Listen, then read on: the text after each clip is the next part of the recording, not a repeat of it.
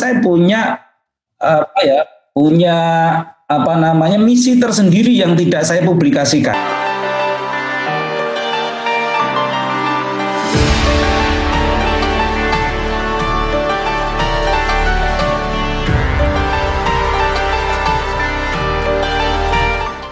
Baik, Assalamualaikum warahmatullahi wabarakatuh. Alhamdulillah wassalatu wassalamu ala Rasulillah wa ala alihi wa sahbihi wa mawalah wa la haula wa la quwata illa billah, amma ba'd. Pemirsa dimanapun berada, alhamdulillah pada kesempatan yang berbahagia ini kita dapat tamu yang utama ini. Beliau ini masyhur ya, apalagi kalau berbicara tentang ilmu hadis, beliau ini termasuk pakar hadis ya, dan beliau ini tamatan dari Al-Azhar, dan beliau ini adalah mantan Warak 1 IAIN Surakarta. Luar biasa, kita dapat tamu yang luar biasa. Pada kesempatan kali ini kita akan berbicara ya nantinya tentang tema kita ya. Tema kita ini tentang sadar. Sadar itu artinya adalah ya satu ayat dalam renungan ya. Sadar, satu ayat dalam renungan, Ustaz. Jadi nanti kita akan membahas ya tentang kira-kira perjalanan Al-Ustaz Dr. Abdul Matin bin Salman ya, terkait pengalaman hidupnya yang penuh dengan perjuangan. Kira-kira ayat apa saja yang dijadikan sebagai motivasi utama ya dalam mengarungi kehidupan ini. Baik, pemirsa di mana berada, kita akan menyapa dulu Ustaz Abdul Matin. Gimana kabarnya? Alhamdulillah, baik Ustaz. Sehat ya, Masya Allah. Terima kasih ini atas waktu antum ini. Luar biasa, sangat sibuk sekali, tapi masih bisa memberikan waktu untuk menyisihkan waktu untuk berdakwah bersama LKTV ya. LKTV ini ya intinya adalah dakwah Quran yang kepengennya mencerahkan umat dengan dakwah yang moderat, independen, dan jauh daripada sara, insya Allah, Ustaz. Ustaz Abdul Matin, bisa diceritakan ini Ustaz, ya, bisa diceritakan terkait tentang masa perjuangan antum ini. Saya dengar antum dulu pernah di Kairo ya, itu tahun berapa ya? Terus katanya pinter masak nih Ustaz ya. Apa benar itu? Silakan Ustaz. Silakan. Terima kasih. Assalamualaikum warahmatullahi wabarakatuh. Bismillah, alhamdulillah, salatu wassalamu ala Rasulillah Muhammadin ibni Abdillah, la haula wa la quwata illa billah. Sebelum saya menjawab pertanyaan dari Syekhun Al-Kabir, Syekhun Al-Karim, Ustadzna Al-Jalil, Ustadz Dr.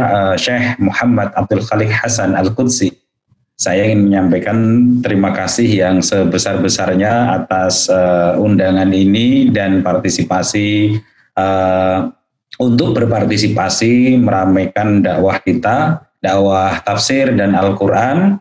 Dan tentu ini satu kehormatan dan kebanggaan bagi saya pribadi karena saya bisa diajak untuk berkolaborasi bincang-bincang tentang sadar. Menjawab pertanyaan Ustaz, mudah-mudahan para pemirsa, Bapak Ibu semua, adik-adik, ikhwan, akhwat yang mendengarkan kajian kita kali ini, mudah-mudahan berikan kesehatan, kesuksesan, keberkahan, amin. Kebahagiaan dunia dan akhirat. Amin. Ya, saya dulu di Kairo, kalau tidak salah saya mungkin kakak kelas atau seangkatan sama kelas, saya tahun 94, saya kakak kelas ya. Yeah. Saya tahun 94 tasjil tahun 94, kemudian 98 selesai. Ya di Kairo saya mengambil kajian hadis dan ilmu hadis, dan alhamdulillah saya selesai tepat waktu. Kemudian untuk mengisi waktu-waktu longgar, masa itu untuk mengisi waktu longgar, untuk mengisi waktu longgar, dan kebetulan syakoh atau tempat di mana kami menyewa itu banyak sekali kawan-kawan yang bertajamu ya atau berkumpul di tempat itu, sehingga memang kami berangkat dari sama-sama dari ekonomi bawah ke Kairo, sehingga ya saya melihat ada peluang pada saat kawan-kawan pada rihlah kemana-mana di setiap kali itu musim liburan Yaumul Agazah itu. Nah, saya manfaatkan untuk mengais rezeki, hitung-hitung belajar, hitung-hitung berlatih, belajar untuk mandiri. Sehingga di situ saya terasah itu. Iya betul, saya itu. Terus kemudian yang saya ingin pesan yang ingin saya sampaikan bahwa meskipun saya juga beasiswa Al-Azhar, tapi saya tidak melupakan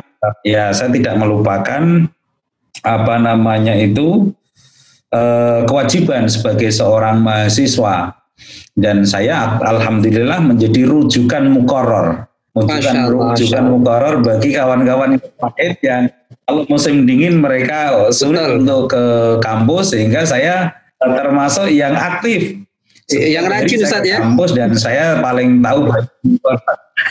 Alhamdulillah. Jadi mana yang muhim, mana yang aham, mana yang muqarrar, mana yang mahdhuf, mana yang qiraah bas, itu saya tahu semua. Apa Ustaz, artinya apa itu Ustaz? Dan itu saya itu ya. Jadi dalam satu diktat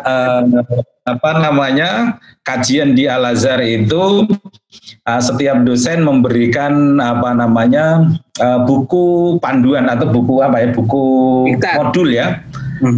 Modul kitab untuk dikaji. Setiap dosen itu memiliki 1 atau 2 karya, bahkan ada yang 3 untuk dibeli oleh mahasiswa dan dipelajari sebagai buku diktat untuk jadi materi pokok kajian materi itu. Nah, di setiap perkuliahan itu biasanya setelah dosen mengajar, kemudian dosen memberitahukan bahwa ini penting dan seterusnya, dan terutama kisi-kisi sebelum ujian.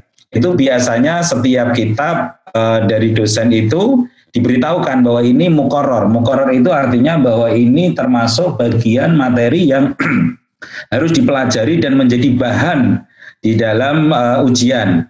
Kemudian qiraah bas itu berarti bas itu saja, itu berarti hanya dibaca saja, tidak apa-apa, untuk referensi pengayaan pengetahuan terkait dengan materi pokok. Lalu kemudian muhim berarti itu pada level siaga 1. Level siaga 1 bahwa ini materi akan keluar di ujian. Terus kemudian aham itu berarti di atas muhim, itu sudah berarti sudah kemungkinan besar 90% akan keluar di dalam ujian, akan ditanyakan di dalam ujian. Nah, karena itu bagi teman-teman yang ketinggalan tidak masuk ke kuliah, itu mereka biasanya nyari saya karena saya dikenal paling rajin. Yang ismul hadis, yang jurusan atau produk. Nah, itu banyak teman yang menghubungi saya, bahkan anak-anak Malaysia itu biasanya mereka meminta kita untuk membuatkan khulasah, summary. Nah, anak-anak Malaysia itu kebetulan kami apartemen kami dekat dengan apartemen anak-anak Malaysia kami di Robah di distrik 4, kemudian anak Malaysia banyak di Abdul Rasul dan Hayu Sabik di distrik 7, sehingga kami berdekatan. Nah, karena itu mereka biasanya habis asar atau habis maghrib atau habis isya, mereka mendatangi kita atau kita datang ke tempat mereka untuk mengajarkan, memberikan pemahaman kepada anak-anak Malaysia, dan di akhir nanti biasanya disuruh buatkan khulasah. Nah, alhamdulillah di situ dapat duit lagi, Ustaz. Masya Allah. Jadi di musim ujian kita biasa kalau di Al-Azhar nanti biasanya beasiswa lancar, kita di musim ujian itu megang duit itu sudah tentrem dulu lah, sudah tumaninah. Dari Al-Azhar cair, dari anak-anak Malaysia cair. Dan di musim liburan setelah ujian itu biasanya itu saya buat selingan teman-teman pada selingan yang kaya-kaya ya, selingan kemana-mana. Saya bagian menyediakan makanan. Termasuk kalau pas musim seminar, undang Yusuf Qardawi, Hanafi, undang Imarah, undang pakar-pakar dan tokoh-tokoh yang lain. Kalau yang lain ikut seminar itu bayar, saya tidak. Karena saya mengantar makanan sekaligus saya masuk ke ruangan itu. Nah itu. Ngertinya teman-teman. Ya ngertinya teman-teman, saya tukang masak, jauh-jauh ke Mesir masak. Tapi padahal saya punya misi tersendiri yang tidak saya publikasikan. Biarkan orang ngomong apa, tetapi saya buktikan bahwa selesai tepat waktu 4 tahun kurang 4 bulan. 3 tahun 8 bulan dan aku udah selesai. Alhamdulillah berkat doa antum. Luar biasa ini pemirsa ya, ternyata beliau memiliki perjuangan yang luar biasa ya. Kita baru tahu karena saya ini kan junior beliau ya. Taunya Syekh Matin ini pintar masak. Masya Allah. Tapi ternyata liku-liku perjuangan beliau sangat luar biasa. Ustaz, dulu kalau boleh tahu Ustaz, sebelum ke Al-Azhar ini dari mana Ustaz ini?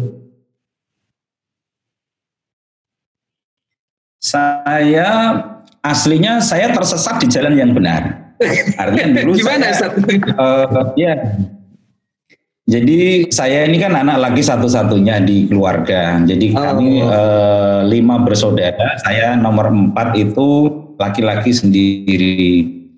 Nah saya dulu SMA, SMA negeri. Saya jurusan biologi. Oh, Masya Allah. Di tahun 86, 96, kalau 89, mohon maaf. 89 saya lulus, 86 saya masuk, itu saya ngambil jurusan biologi. Lah, di situ saya sudah ngapalin rumus-rumus kimia, rumus-rumus fisika. Luar biasa. Saya kalau pagi dulu kan kita sekolah itu dari jam 7 sampai jam 1. Lalu kemudian setelah jam 1 saya itu ikut kursus kimia, kursus fisika, kursus biologi. Sebenarnya saya ini orang sains. Lalu kemudian di samping itu nanti kalau saya pulang, biasanya pulangnya habis isya, saya ikut ngaji di Kaliwungu, Kendal, Mangkang, terutama di Mangkang di Dohli Quran di pondok-pondok Salaf NO. Nah, saya ikut ngaji di situ. Nanti baru saya pulang jam 9 malam. Saya pulang karena saya dulu sudah dipegangi sepeda motor oleh bapak. Jadi saya pakai itu.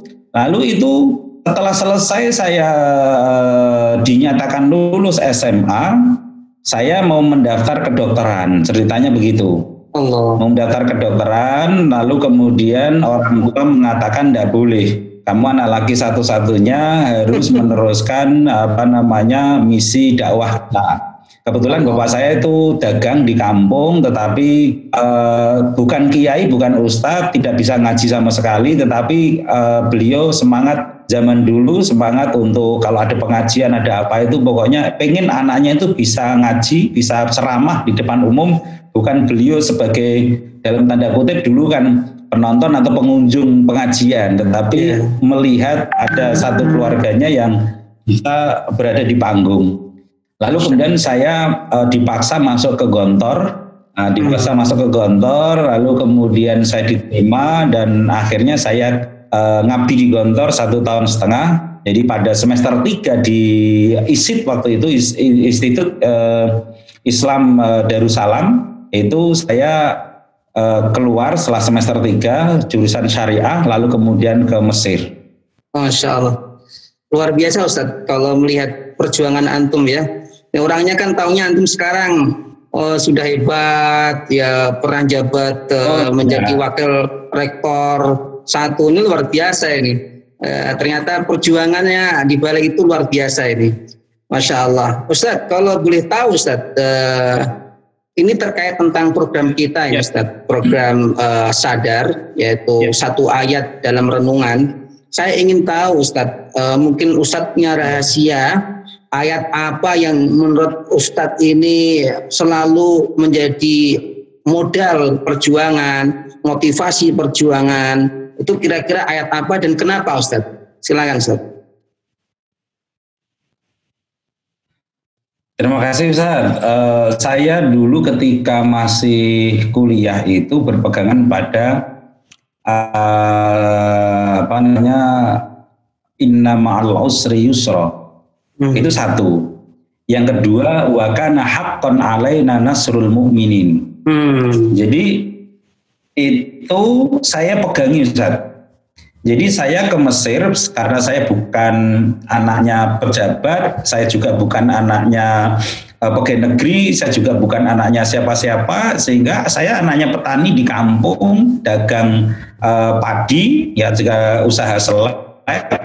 Jadi bapak saya nggak tahu kesana kemari, intinya semangat agamanya luar biasa. Tetapi ketika saya di Gontor, bapak saya menghendaki kalau bisa kuliah di luar negeri. Nah karena itu saya dimotivasi oleh para ustadz saya untuk apa namanya jalan aja, karena Allah pasti memberikan jalan. Nah karena itu saya berangkat ke Mesir tanpa ada teman, tanpa ada kawan.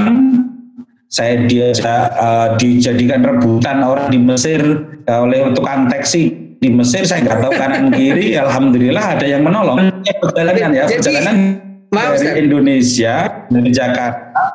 Iya. Jadi berangkat sendiri Ustaz? Berangkat sendiri. Allah. Iya. Dan saya ya tahu sendiri bahasa Arab kita kan ya pas-pasan ya namanya, meskipun dari Gontor, tapi kan saya bukan orang yang pinter-pinter banget. Apalagi bahasa Arab ketika kita ada di bandara kan tidak sama dengan bahasa Arab yang kita pelajari. Iya. Ya kan? Bukan saja dalam pelafatannya yang menurut kita waktu itu gharib ya, agak aneh ya. Kok nggak pernah saya mendengar bahasa Arab yang saya pelajari begitu, karena mereka kan mengucapkannya kan cepat sekali. Jadi perjalanan saya dari Indonesia ke Mesir itu saya sendirian. Dalam perjalanan itu yang bisa membuat saya agak tentrem ya motivasi dari para ustadz itu. Tetapi bagaimanapun juga saya punya kekhawatiran nanti saya ketemunya bagaimana, dengan siapa. Itu saya dipegangi salah satu nomor alumni anak Gontor yang sudah menjadi lokal staff di KBRI Kairo. Tapi kan saya nggak tahu bagaimana caranya telepon di sana di dalam bandara. Pemeriksaan imigrasi dan pemeriksaan barang saja kan sudah luar biasa membuat kita sangat takut ya. Karena keamanan di sana dan kita juga bahasanya kurang begitu. Ya sudah, saya mulai dari situ saya wakana haqqan alaina nasrul mu'minin. Ya udah saya iman aja, sudah jalan aja. Yang penting ada satu ustadz namanya almarhum Allah yaghfir lahu Ustaz Ali. Beliau ini salah satu dzuriyah di Gontor, dan ketika saya kelas 6 ketika saya ustadz baru di Gontor, saya konsultasi sama beliau. Cuman satu, ente yakin nggak? Ente percaya nggak sama Allah? Percaya Ustaz. Ente laki apa perempuan? Laki Ustaz. Saya yakin bahwa beliau nanya saya laki apa perempuan, bukan nggak tahu jenis kelamin saya. Tapi beliau katakan kalau ente laki-laki jalan. Saya masih tanya-tanya kenapa Ustaz? Karena nggak ada bahayanya laki-laki cuma satu, yaitu kelaparan. Dan kalau Anda bawa duit, bawa apa namanya itu masih dalam komunitas orang, Anda tidak akan kelaparan. Lalu apa yang Anda takutkan? Satu, punya Allah, yakin kepada Allah, Anda laki-laki. Beda kalau perempuan, saya nggak berani merekomendasikan. Kalau perempuan berjalan sendiri, berangkat sendiri itu sangat riskan sekali. Nah disitulah kemudian saya berani Ustaz. Mulai dari ngurus visa saya seminggu di Jakarta, kemudian itu semuanya. Jadi apa ya yang bisa kita lakukan untuk diri kita sendiri, ya itu tadi. Jadi Allah akan menolong kita selama kita yakin betul. Lalu kemudian 1 tahun saya berada di Mesir. Saya berjasa begitu saya melangkahkan kaki di bandara Kairo, itu saya saya berjanji pada diri saya sendiri bahwa uang atau sangu yang diberikan oleh bapak saya tidak akan saya kurangi satu lembar pun. Masya Allah. Akan saya bawa pulang waktu itu uang 50-an ribu saya taruh di kaos kaki, saya taruh, mohon maaf, saya taruh di celana paling dalam itu ya. Jadi saya sebar itu. Jadi saya saya bawa uang waktu itu 5 juta. 50-an ribu gambarnya Pak Harto itu. Nah itu uang itu saya bawa pulang lagi utuh, gak satu lembar pun berkurang. Karena uang itu hanya untuk jagan-jagan saja. Sehingga saya hidup dari situ. Saat begitu saya naik kelas 2, dari kelas 1 ke kelas 2, itu langsung di situ ditulisi di dalam pengumuman itu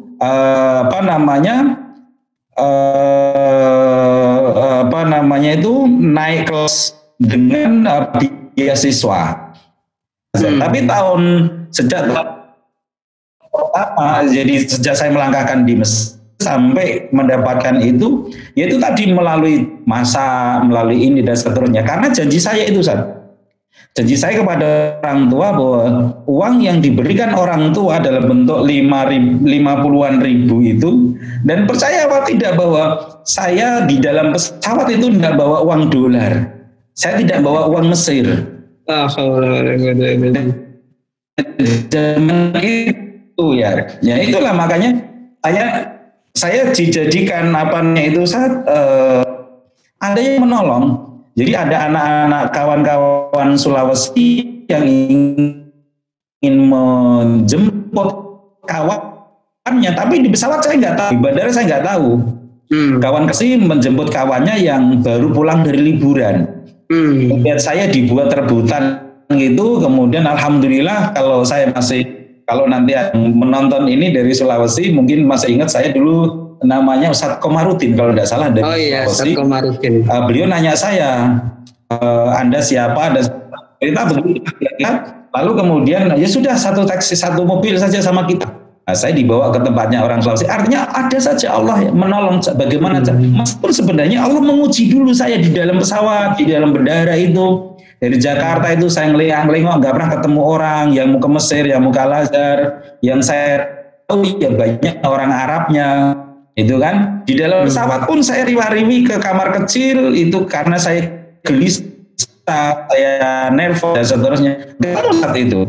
Tapi begitu turun saya dijadikan rebutan banyak orang taksi di bandara. Nah, saya nggak tahu mau jawab apa karena saya nggak paham sama sekali. Kata Rofen kan nggak pernah kita pelajari di Indonesia. Iya. Dan seterusnya kan ya ASE dan seterusnya kan kita nggak tahu. Alhamdulillah karena saya jadi rebutan banyak tukang taksi, jadi perhatian banyak orang. Akhirnya kawan-kawan kita dari Sulawesi melihat ini mungkin butuh bantuan gitu ya. Dan alhamdulillah selamat sampai hari ini, nggak ada yang memperkosa saya, nggak ada yang mengganggu saya, nggak ada yang mencelakai. Alhamdulillah. Ustaz, Masya Allah. Jadi ada 2 ayat pokok ya, selama Ustaz berjuang belajar. Tadi ada 2 ayat innamal usri yusra, kemudian ayat wa kana haqqan alaina nasrul mu'minin. Nah, dari 2 ayat ini Ustaz, apakah ini masih terus berlanjut sampai sekarang atau ketika Ustaz menjabat mungkin ada ayat lain yang mendorong supaya lebih memotivasi atau gimana Ustaz? Ada, terima kasih Ustaz. Ya. Ada 1 ayat, 2 ayat di surat Al-A'la 16-17 itu saya nggak berani baca surat Al-A'la kecuali hari raya Idul Adha. Kenapa? Bal tu'thirunal hayatad dunya wal akhirah itu saya nggak berani baca karena kalau saya membaca itu mesti nangis. Insyaallah. Jadi saya berani baca itu dan bisa dibaca setiap kali saya bicara begini saja sudah mulai Upes ya Ustaz ya. Merinding gitu. Dan mata saya sudah keluar air mata ini. Saya baru baca biasa saja. Saya nggak tahu apa rahasianya ayat ini bagi saya. Tapi saya hanya berani membaca ketika Idul Adha dan Idul Fitri. Hari Jumat saya nggak pernah baca ini. Hari-hari biasa saya nggak pernah baca ini. Jadi kalau saya ngimami sholat Jumat, saya mending baca surat yang lain. Bal tu'thirunal hayata dunya wal akhiratu khairu wa abqa. Itu Ustaz. Itu setiap kali saya membaca itu, saya berhenti di situ. Dan banyak sekali jamaah yang bertanya-tanya ada apa gitu. Kayak kemarin dari Idul Adha, Idul Fitri ya saya baca itu dan saya mandek ada durasinya, waktunya. Nah itu saya dapatkan ketika ketika membaca itu saya mendapatkan bahwa diri kita ini pada umumnya saya kira tidak hanya saya ya, kita ini lebih banyak hidup untuk diri sendiri. Dunia untuk diri kita sendiri, harta untuk diri kita sendiri, even itu untuk diberikan anak-anak kita, tetapi di situ kita hanya untuk diri sendiri. Sehingga kalimat tu'thirunal hayata dunya, jadi kan dimulai dari sebelumnya qad aflaha man tazakka wa dzakara asma rabbih fasalla. Itu kan? Jadi ini saya mulai begini, kalau begini saya nggak bisa Ustaz. Kadang-kadang habis ide untuk karena berhenti di situ. Betul, wallahi. Iya. Sampai detik ini. Jadi kalau kita katakan bahwa hidup kita ini sebenarnya apakah dokter, apakah itu insinyur, apakah itu apapun, rata-rata dari kita termasuk saya adalah untuk memupuk diri sendiri. Memang ini betul, tetapi daripada kita meminta-minta, daripada kita ada, ini memang betul, tetapi bahwa ternyata setelah saya pelajari lebih dalam lagi, kita bagaimana sih saat hidup di Mesir, daging sudah nggak kehitung lagi kita makan. Tempat yang paling kita pernah nginep di Sheraton juga kan, di samping Nil. Kita nginep di Sheraton juga di sampingnya Laut Alexandria yang paling mahal. Kita juga pernah naik kapal pesiar yang paling mahal. Kita juga, artinya semua hotel, semua makanan yang paling enak merasakan. Masa sih hidup kita saat ini kita masih gunakan untuk kepentingan diri sendiri juga? Maka itu kita cara masing-masing. Yang dosen ya harus mengajar dengan cara yang baik, mentransfer ilmu dengan baik. Kemudian jangan lupa mendoakan mahasiswanya, jangan lupa mendoakan muridnya.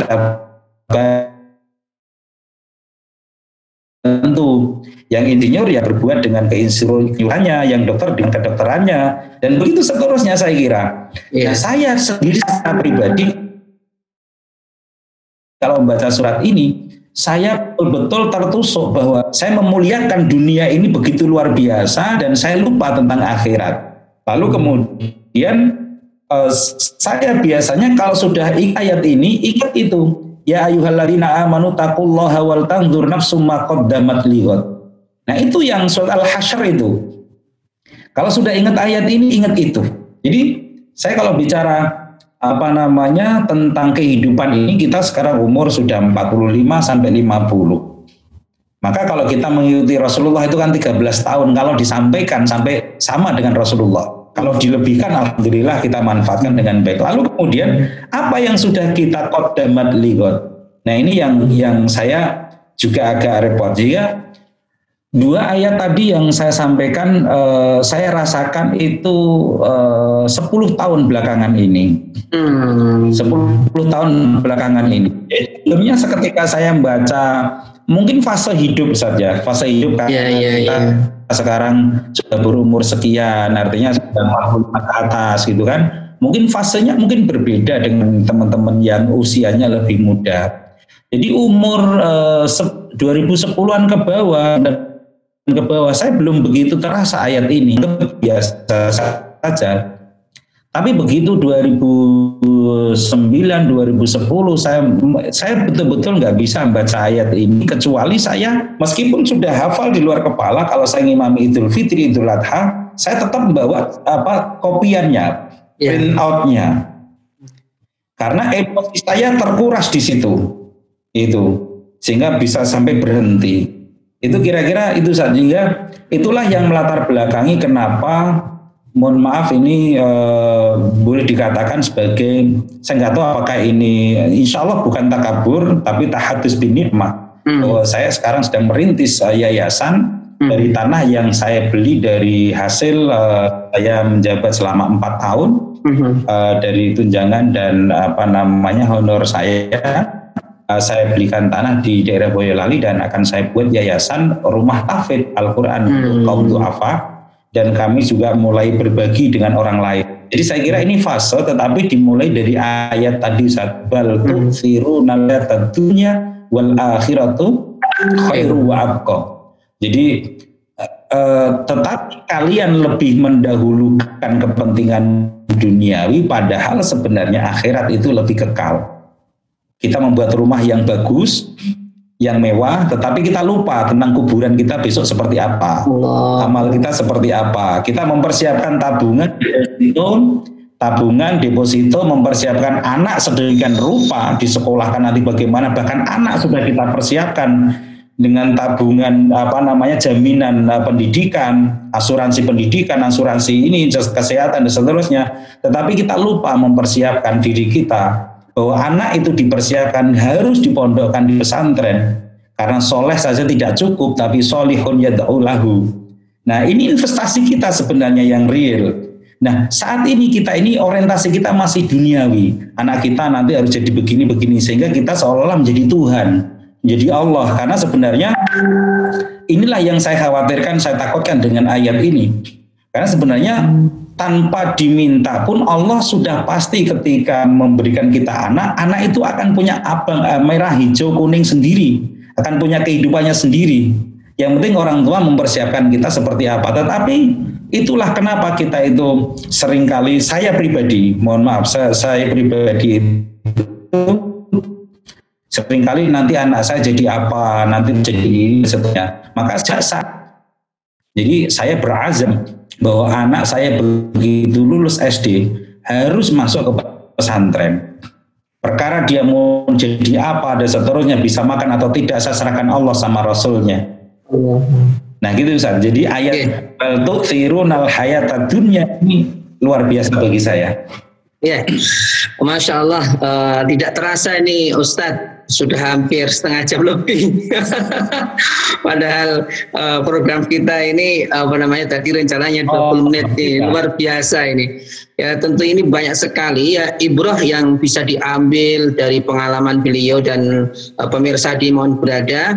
Nanti kita akan taruh di depan ini nanti tentang yayasan beliau dan nomor rekening yayasan. Nanti kalau ada teman-teman atau agnia atau dermawan yang kepengen menitipkan pahala jariahnya bisa lewat nomor rekening yang akan kita taruh nanti di layar.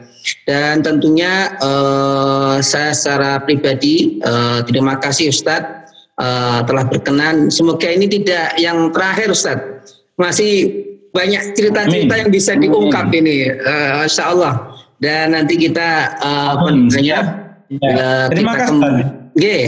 kita kembangkan dan semoga ini menjadi amal jariah beliau. Dan apa yang menjadi cita-cita beliau ini Allah mudahkan dan Allah berikan keberkahan fitini wa dunya wal akhirah. Dan sungguh luar biasa pemirsa, tidak perlu saya simpulkan. Bisa dilihat tadi bagaimana ayat apa saja yang mempengaruhi kehidupan beliau, ternyata ada fase-fasenya. Dan ini luar biasa. Ustaz, terima kasih Ustaz. Jazakallah khairan katsiran. Jumpa lagi insyaallah pada kesempatan yang lebih berbahagia. Assalamualaikum warahmatullahi wabarakatuh. Insyaallah LKTV. Insyaallah barakallahu fikum Ustaz. Assalamualaikum. Waalaikumsalam warahmatullahi wabarakatuh.